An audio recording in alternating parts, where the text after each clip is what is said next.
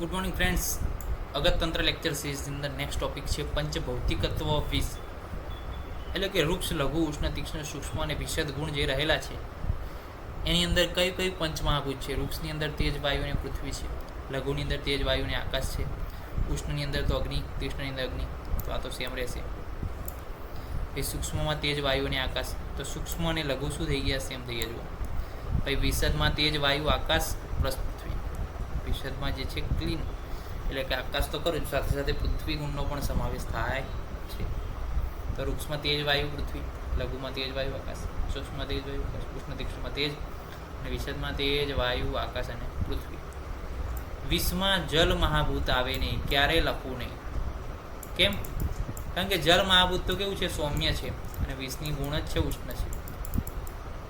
તો એ ક્યાંય બંધ બેસતું થાય નહીં. તો ક્યારેય અડસટ્ટે લખતા હોય તો એ જલ મહાભૂત આવવું જોઈએ નહીં. પંચભૌતિકત્વ ઓફ વિષની અંદર જલ મહાભૂત લખવાનું નહીં.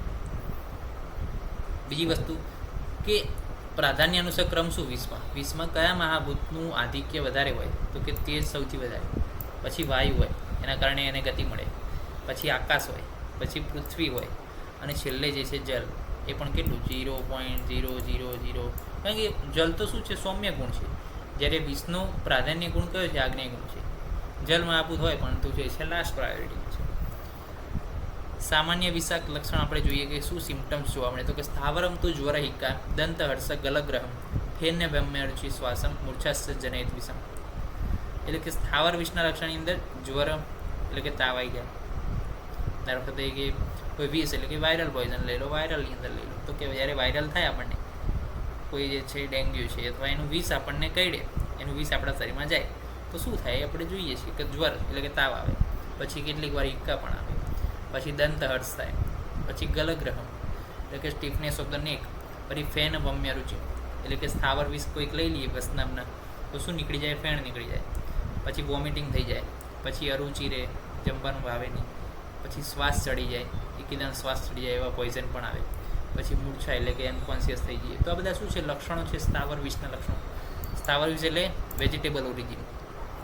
અને જાંગમની અંદર શું છે? જાંગમ વિષના લક્ષણોમાં નિદ્રા આવે.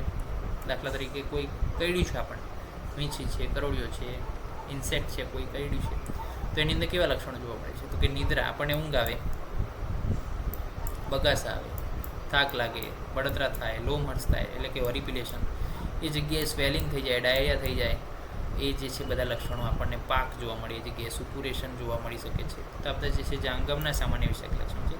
આ બધા સ્થાવરના સામાન્ય વિષયક લક્ષણ છે.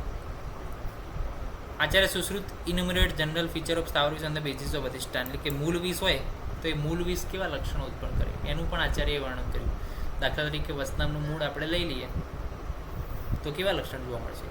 તો ઉદ્વેષ્ટન, પ્રલાપ અને મોહ જોવા મળશે. પછી પત્ર, કોઈનું પાંદડું જે છે વિષકારી હોય આપણે લઈ લઈએ તો એની અંદર જુંબા, શ્વાસ અને ઉદ્વેષ્ટન જોવા મળશે. પછી કોઈનું ફળ, કુપીલુંની જ વાત કરો, ફળ જે છે આપણે લઈ લઈએ તો મુખ સોફ થાય. ફળ લો, ક્યાંથી લો? મુખથી લો, તો મુખનો સોફ થાય, પછી દાહ થાય, અને અન્નમાં અરુચિ થાય. કેમ? તો કે અહીંયા બધું અલ્સર થઈ ગયું છે એટલે અન્ન દ્વેષ થશે. સિમ્પલ છે બધું, કોન્સેપ્ચ્યુઅલ. ફળ વિષ છે તમે ખાઓ તો પહેલું તો ક્યાં અસર થશે? ઓરલી, મુખ સોફ.